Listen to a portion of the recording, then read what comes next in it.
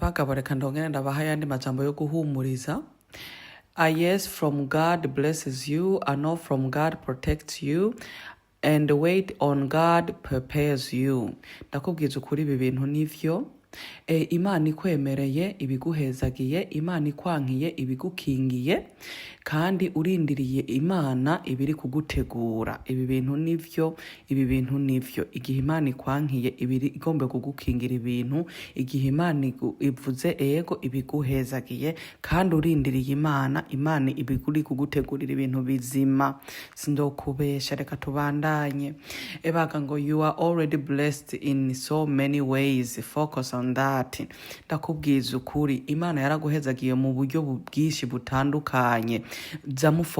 Zamusira umutwe ivyiyumviro vyanyu kuri ivyo nyene. Focusing on that, ivyo nyene aba arivyo wiyumvira ibintu vyiza vy'Imana yaguhezagiye navyo. Ntuze kwiyumvira ibindi bintu, ntuze kwiyumvira negative mu buzima, wiyumvira ivyo bintu Imana yaguhaye: amaboko, amaso yo kubona, abagenzi beza, umugabo mwiza, abana beza. Nivyo nyene ubukwiye kwiyumvirako. Ngo your normal days is someone's dream, so be thankful for every day. Ibi navyo nivyo.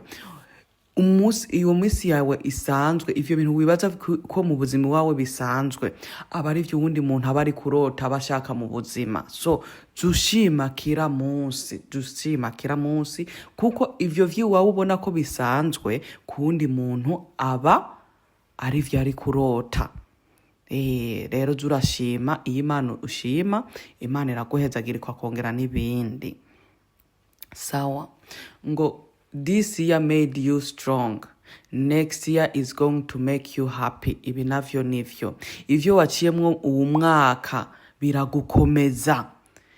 Uwundi mwaka uzoza nawe uzokumerera neza, uzoba unezerewe mu vyo waciyemwo, kuko uzoba wakomeye, uzoba unezerewe kubera uzoba wize ikintu kinini mu buzima.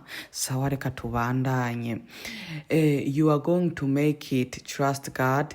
God is with you in everything you do. God can make a way where is no way. Ndakubwiza ukuri ibi navyo nivyo. Imana, izera Imana yawe muri vyose, kandi Imana iri kumwe nawe muri vyose, kandi Imana izoca inzira aho wowe wibaza ko atanzira iriho. Ndakubwiza ukuri ibi navyo nivyo, kandi muvyizere ko ari vyo. Sawa. Ngo the magic you are looking for is in the work you are avoiding. Ndakubwiza ukuri ivyo migisha canke ivyo vyiza uri kurondera biri muri ako kazi uri gushaka kudakora. Ibi navyo nivyo. Ivyo bitangaza uri kurondera biri muri ako kazi uri kwanka gukora. Ndakubwiza ukuri iki gitabo ndaragisomye, kirimo inyigisho nyinshi. Ngo you are the only person who can give yourself what you want. Wewe nyene ni usobora kwiha icyo ushaka.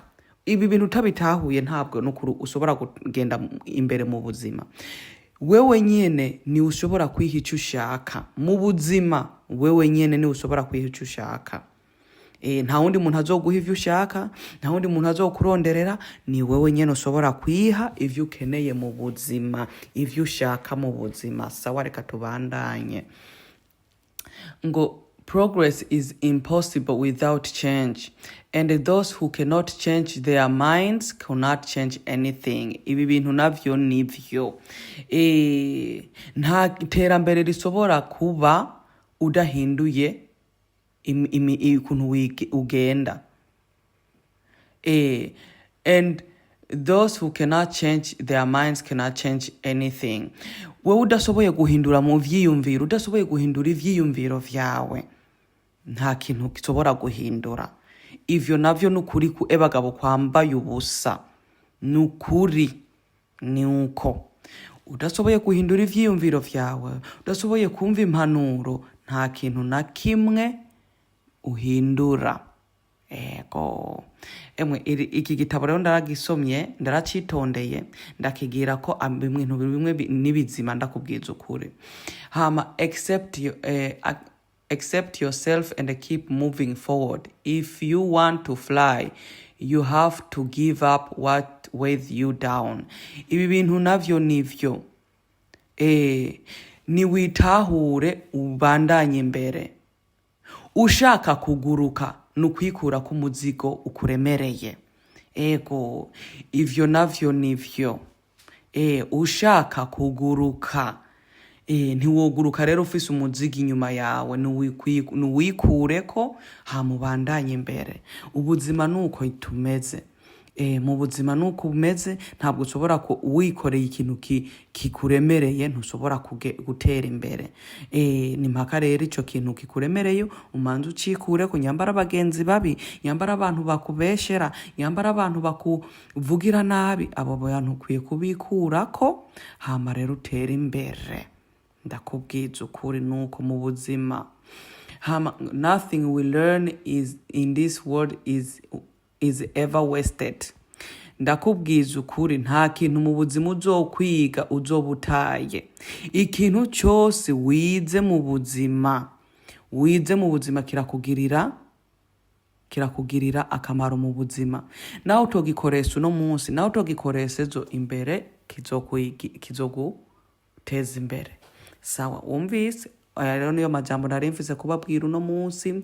Utu dukwetos zenda kunda gusoma utuntu nk'utu turampa motivation, turampa morale kandi turanyigisha mu buzima busanzwe.